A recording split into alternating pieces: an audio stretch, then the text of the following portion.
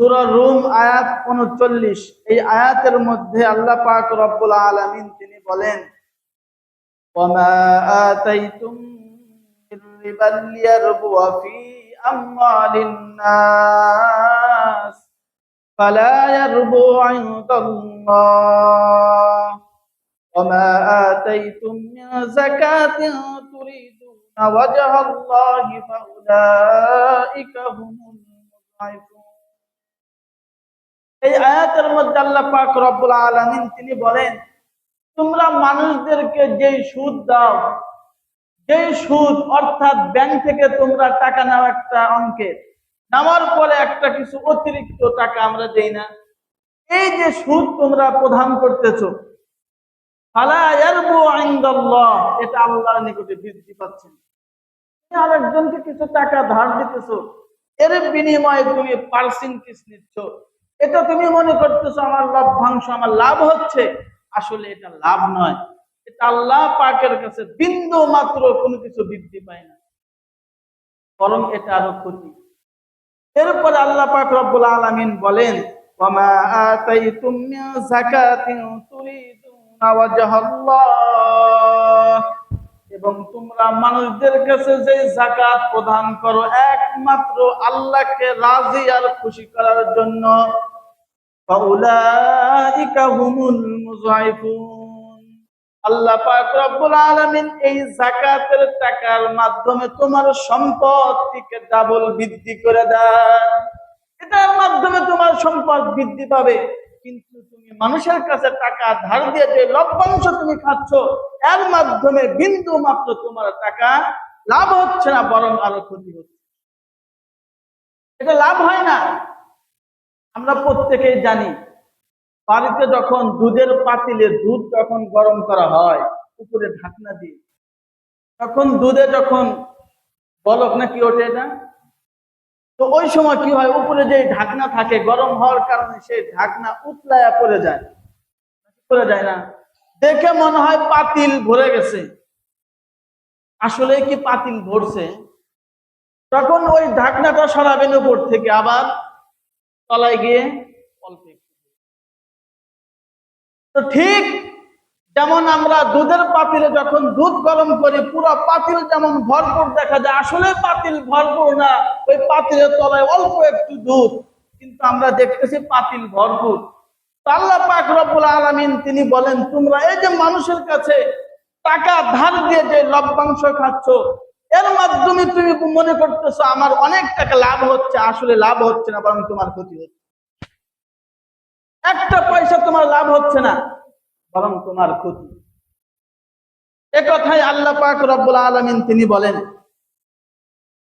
যে তোমরা যদি যাকাত প্রদান করো, এর মাধ্যমে তোমাদের সম্পত্তি বৃদ্ধি পাবে, তাও এই যাকাত প্রদান করতে হবে একমাত্র আল্লাহকে রাজি আর খুশি করার জন্য।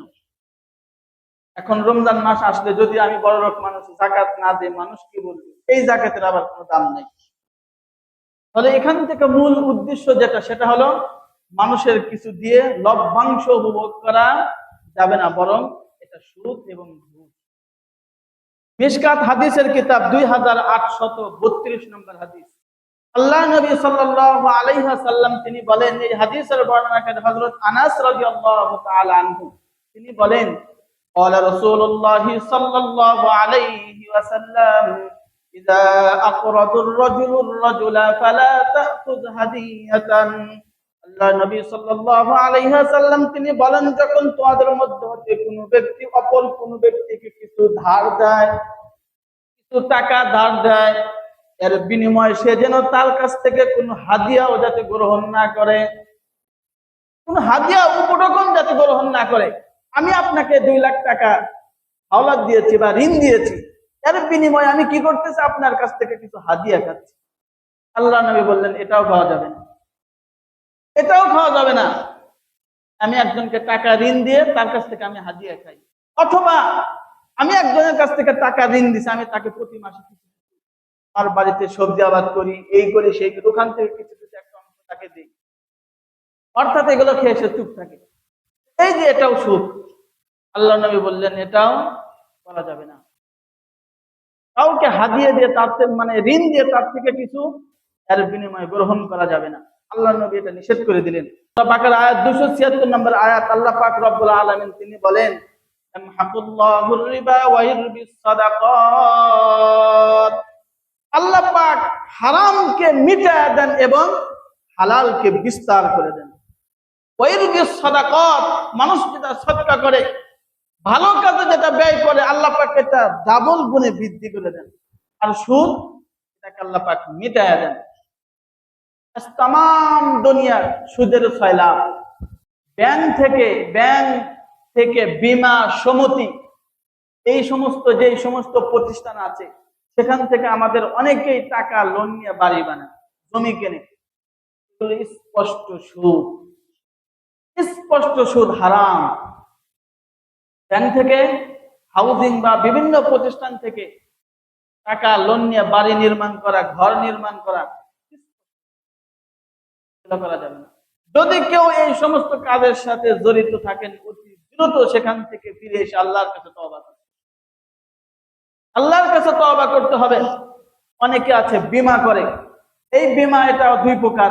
অনেকে আছে নিজের অসুস্থতার জন্য এই প্রতিষ্ঠানে কিছু টাকা জমা দেন, অর্থাৎ যদি কোনো সময় এই ব্যক্তি অসুস্থ হয়, এর বিনিময়ে ওই প্রতিষ্ঠান তার পুরো চিকিৎসা খরচ বহন করবে। আর যদি সে কোনো সময় অসুস্থ না হয়, তাহলে এই টাকা আর পাবে না। আর যদি সে অসুস্থ হয়, অসুস্থ হওয়ার পর যত টাকা খরচ হোক, ওই বীমার প্রতিষ্ঠান তার এই ভার গ্রহণ করবে। আর যদি সে অসুস্থ না হয়, একটা টাকাও সে পাবে না। ঠিক তেমনি ভাবে কল কারখানা, মিল, ফ্যাক্টরি, এগুলোর ক্ষেত্রে অনেকেই বীমা করে। বীমা করা থাকলে একটা সুবিধা আছে তাদের, সেটা কি, যদি কোনো সময় এটা ক্ষতিগ্রস্ত হয়, আগুন লাগায় পুড়ে যায়, তাহলে ওই সময় ওই প্রতিষ্ঠান থেকে ভর্তুকি পায়। এই কারণে আপনারা দেখবেন আমাদের বাংলাদেশ অনেক সময় নিজেরাই নিজেদের ফ্যাক্টরিতে আগুন লাগায় দেয়, সরকারি ভাবে কিনায়, ভর্তুকি নেয়, আছে না? বিভিন্ন জুট মিল দেখবেন নিজেরা আগুন লাগা দেয়। যখন যে সময় দেখে এরা তো ব্যাংক থেকে কোটি কোটি টাকা ঋণ নিয়েছে, কোটি কোটি টাকা ঋণ নিয়ে তারা বিভিন্ন প্রতিষ্ঠান তারা তৈরি করেছে, তখন তারা লস খায়, নিজেরাই আগুন লাগা দেয়। দেওয়ার পরে ওই প্রতিষ্ঠান থেকে, বীমা থেকে টাকা গ্রহণ করে, ভর্তুকি। কারণ ওই সময় বিশ্ব ব্যাংক তাকে দেউলিয়া ঘোষণা করে দেয়। দেউলিয়া ঘোষণা করলে তার এই ঋণটা মওকুফ হয়ে যায়। এই যে বীমা, এটাও স্পষ্ট সুদ, এর সাথেও জড়িত হওয়া যাবে না। তৃতীয় নম্বর, বিভিন্ন ব্যাংকে চাকরি করা, বিশেষ করে এনজিও যে সমস্ত প্রতিষ্ঠান আছে, গ্রামীণ ব্যাংক, আরো বর্তমান বাংলাদেশে হালাল ব্যাংকিং কোনো প্রতিষ্ঠানই নাই। কোন প্রতিষ্ঠানে ইসলামী ব্যাংক বলেন, যাই বলেন আপনি, শুরুতে ইসলাম, কিন্তু আসলে ভিতরে ইসলাম নেই। দরজার সামনে লেখা আহাল্লাল্লাহুল বাইআ ওয়া হারামার রিবা, আল্লাহ পাক বেচা কেনাকে হালাল করেছেন, সুদকে হারাম করেছেন। দরজায় সাইনবোর্ড, কিন্তু ভিতরের সুদের সবচেয়ে বড় কারবার। এই কারণে যত এনজিও প্রতিষ্ঠান বলেন বা এই সুদের সাথে জড়িত যত প্রতিষ্ঠান আছে, এই সব প্রতিষ্ঠানে চাকরি করে টাকা উপার্জন করাও হারাম। অতি দ্রুত যারা এই সমস্ত ব্যাংকে বা বিভিন্ন এনজিও প্রতিষ্ঠানে যারা চাকরিরত, অতি দ্রুত সেখান থেকে ফিরে অন্য প্রতিষ্ঠানে চাকরি করে হালাল টাকা উপার্জন করা। এই হারাম টাকা আপনি উপার্জন করে আপনি আল্লাহর ইবাদত করবেন, হজ করবেন, একটা কিছু কবুল হবে না, কারণ আপনার দেহে সব হারাম। গত সপ্তাহে বলেছিলাম, আল্লাহ পাক রব্বুল আলামিন ওই যে হারাম ভক্ষণ করে তাকে জান্নাত দিবেন না। রাসূলুল্লাহ সাল্লাল্লাহু আলাইহি ওয়াসাল্লাম বলেন, যে ব্যক্তি তার দেহটাকে হারাম খাদ্য দ্বারা লালিত পালিত করেছে, এই ব্যক্তির জন্য জান্নাত নয়। লা ইয়াদখুলুল জান্নাতা জাসাদুন গুযিয়া বিল হারাম। হারাম খাদ্য দ্বারা যে ব্যক্তি তার শরীর হৃষ্টপুষ্ট করেছে, এই ব্যক্তির জন্য জান্নাত নয়। বরং জান্নাত হলো ওই ব্যক্তির জন্য যে ব্যক্তি হালাল খাদ্যের মাধ্যমে তার শরীরের পুষ্টি যোগাইছে, শরীর হৃষ্টপুষ্ট করেছে। এই কারণে কোন সময় হারাম সুদ হোক বা যেই খাদ্য হোক, হারাম জিনিসের সাথে কোন সময় সম্পৃক্ততা থাকা যাবে না। যদি কেউ হারাম উপার্জনের ভিতরে লিপ্ত থাকেন, অতি দ্রুত সেই হারাম উপার্জন ছেড়ে হালাল উপার্জন আপনারা করতে থাকেন। তৃতীয় নাম্বার, যে সমস্ত আত্মীয় স্বজনের অধিকাংশ উপার্জন হারাম, আছে না এরকম অনেকেই? আমাদের ভিতরে অনেকে আছে যে আমাদের আত্মীয় স্বজনের অধিকাংশ টাকা হারাম উপার্জিত, এই আত্মীয় স্বজনের বাড়িতে দাওয়াত খাওয়া হারাম। কারণ আপনি জানেন সে সুদের সাথে জড়িত, তার হালাল উপার্জনের কোনো মাধ্যম নাই, তার পুরো টাকাই হারাম। তাহলে কি আপনাকে হালাল খাদ্যের দ্বারা আপনাকে খাওয়াবে নাকি হারাম খাদ্যের মাধ্যমে? হারাম খাদ্য থেকে আপনাকে খাওয়াবে, তো ওই বাড়ি খানা খাওয়াও আপনার জন্য হারাম। এই ক্ষেত্রে আপনার করণীয় কি? তবে সে যে আপনার আত্মীয়, আত্মীয়র সাথে আত্মীয়তার সম্পর্ক বজায় রাখতে হবে। আল্লাহ নবী বলেন, সিলমান কাতাআকা ওয়াফু আম্মান যালামাক, যদি কোনো ব্যক্তি তোমার সাথে আত্মীয়তার বন্ধনকে ছিন্ন করে, তুমি তার সাথে আত্মীয়তার বন্ধন তুমি রক্ষা করো। যদি কেউ তোমার উপরে জুলুম করে, তুমি তাকে মাফ করে দাও।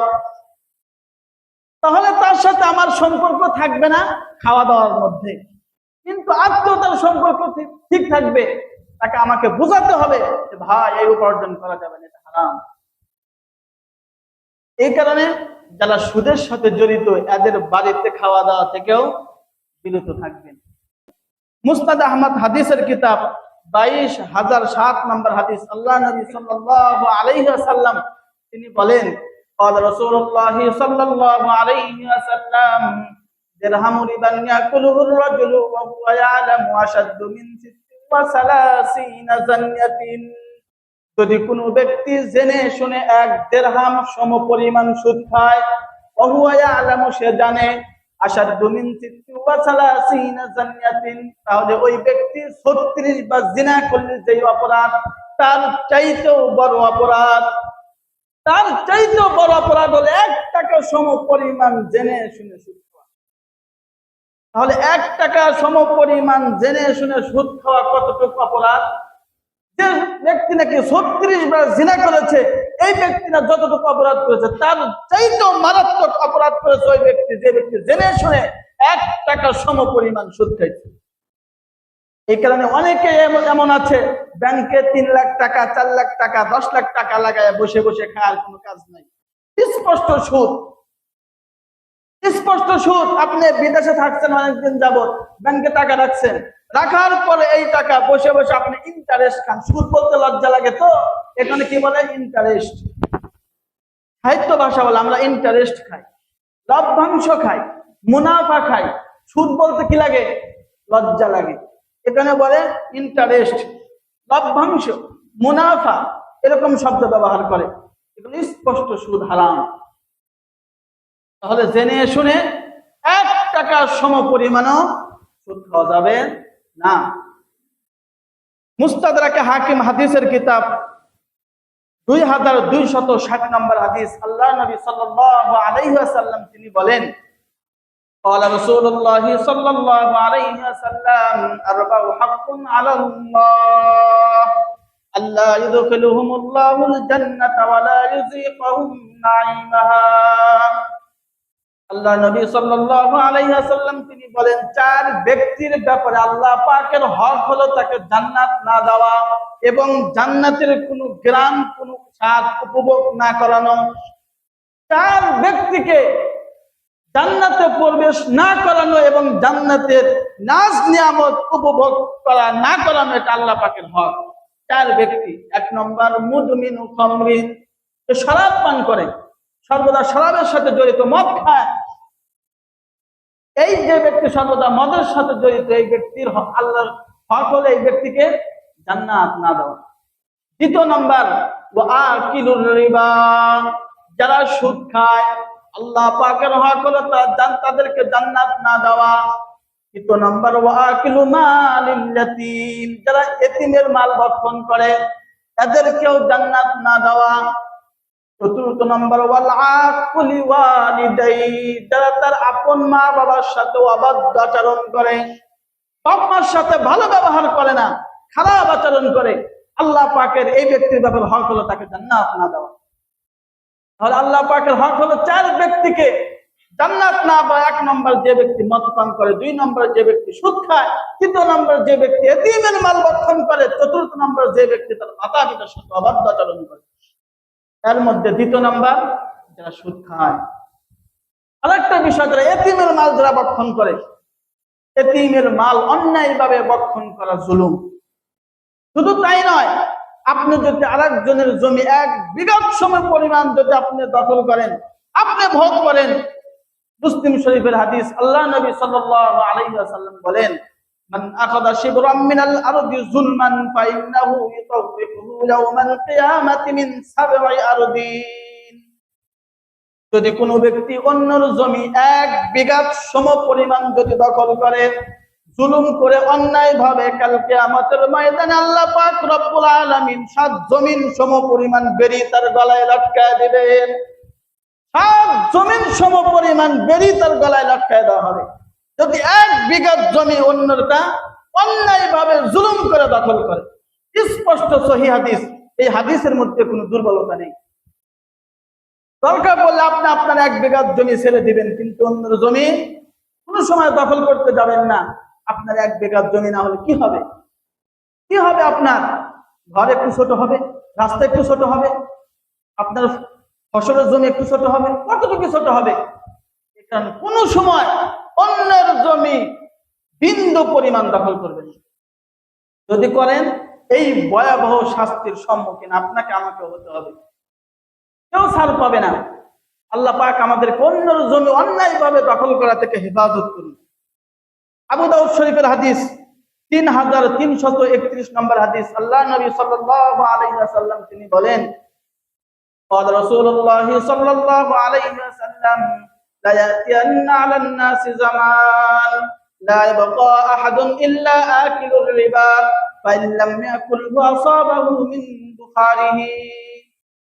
আল্লাহ নবী সাল্লাল্লাহু আলাইহি ওয়াসাল্লাম বলেন, এমন একটা সময় আসবে, এমন একটা যুগ আসবে, যে সময় तमाम পৃথিবীর সমস্ত মানুষগুলো সুদের সাথে জড়ায় পড়বে। সুদ থেকে কেউ রেহাই পাবে না, কেউ মুক্তি পাবে না। যদি কেউ নাও খায়, আসাবাহু মিন বুখারি, সুদের গন্ধ তার মধ্যে প্রবেশ করবে। আপনি সুদ খান না, সুদ থেকে বেঁচে থাকেন, কিন্তু আপনি যেই দোকান থেকে, যেই জায়গা থেকে আপনি ক্রয় করতেছেন, দোকানদার সুদখোর। আপনি যেই বন্ধুর সাথে ঘোরাফেরা করতেছেন, আপনার বন্ধু সুদখোর। তাহলে কি আপনাকে হালাল জিনিস খাওয়াবে নাকি হারামটা খাওয়াবে? রাস্তায় যখন বসবেন, আপনার ওই বন্ধু হালাল টাকায় চা খাওয়াবে নাকি হারাম টাকায় খাওয়াবে? হারাম টাকা দিয়ে আপনাকে 1 কাপ চা খাওয়াবে। আপনি যে দোকান থেকে ক্রয় করতেছেন, ওই দোকানদার তো সুদের সাথে জড়িত। আপনি সুদ খান না ঠিক আছে, কিন্তু ওই দেশে সুদের সাথে জড়িত। সুদের টাকার মাধ্যমে দোকানে মাল উঠাইছে, পণ্য কিনছে, আপনি সেগুলো ভক্ষণ করতেছেন। আল্লাহ নবী বলেন, সুদ থেকে বাঁচা এত কষ্ট হবে সে জামানার মধ্যে। এই জামানা কি এখনো আসে নাই? দেরি আছে।